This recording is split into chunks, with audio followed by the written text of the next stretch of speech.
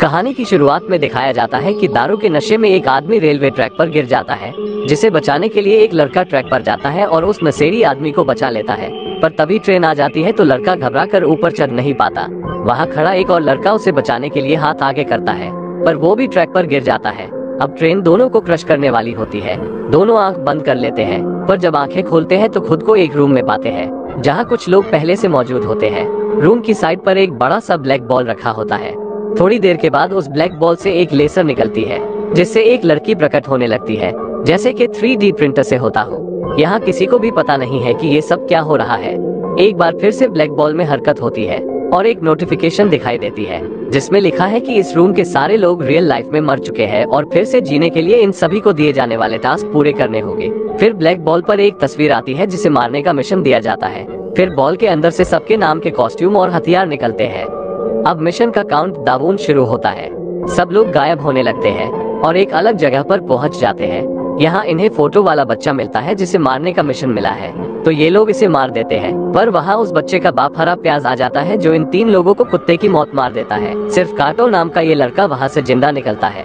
हरा प्याज उसे मारने वाला ही होता है कि किशिमोनो एक लात मार के उसे दूर फेंक देती है, क्योंकि ये बैटल सूट में पावर होता है जो इन्हें अब पता चलता है। हरा प्याज फिर आ जाता है और इन लोगों की जम के धुलाई करता है। तभी एक रस्सी आती है और हरे प्याज को बांध देती है। फिर निशी की एंट्री होती है, जिसके पास गायब होने की एबिलिटी है। वो हरे प्याज के छिलके उड़ा देता है और मिशन कंप्लीट हो जाता है। फिर से सारे लोग वही रूम में पहुंच जाते हैं। अब मिशन के दौरान जिसकी एक भी सांस बाकी रहती है, चाहे वो कितना भी इंजर क्यों न हो, वो वापस आ जाता है। पर मिशन में मरने वाले सच में मर जाते हैं। इस बार नए मेंबर भी ज्वाइन हुए हैं और नेक्स्ट मिशन स्क्रीन पर दिखाया जाता है। सब सूट पहनकर रेडी हो जाते हैं। अब ये बच्चा इस पुतले से टकरा जाता है। पुतला उसे मार देता है। तभी वहाँ कुरोनो अपीयर होता है। पुतला उस पर अटैक कर देता है। फिर ये पुतला निशी को धोता है तो कुरोनो उसे बचाने आता है, पर निशी बुरी तरह से इंजर होने की वजह से मर जाता है। अब पुतला कुरोनो के पीछे पड़ जाता है और उसे खूब पीटने लगता है, पर कुरोनो अपनी सारी ताकत लगाकर एक पंच से उसे दूर फेंक देता है और अपने वेपन से पुतले को उड़ा देता है। मिशन यहाँ कंप्लीट होता है। फिर सारे लोग उस रूम में पहुंच जाते हैं। अब सबके 0 पॉइंट होते हैं और कुरोनो के 7 पॉइंट हो जाते हैं, क्योंकि फाइनल अटैक उसने किया था। 100 पॉइंट कंप्लीट करने पर आजादी मिलती है। अब अगला मिशन दिया जाता है। सारे लोग मिशन पर पहुंच जाते हैं। अब नए लोगों में से एक बंदा एक स्टैच्यू को उड़ा देता है, पर वो गलत स्टैच्यू था। अब ये बड़ा स्टैच्यू जाग जाता है और उन पर अटैक करने लगता है। सब मिलकर इस बड़े खतरनाक स्टैच्यू से लड़ते हैं, पर ये बहुत पावरफुल होता है।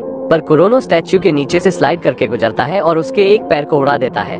अब बिल्कुल भी हिचकिचाए बगैर स्टैच्यू के सर को उड़ा देता है। काउंट डाउन खत्म होता है और फिर से शुरू हो जाता है, क्योंकि म्यूजियम में एक और मॉन्स्टर उनका इंतजार कर रहा है।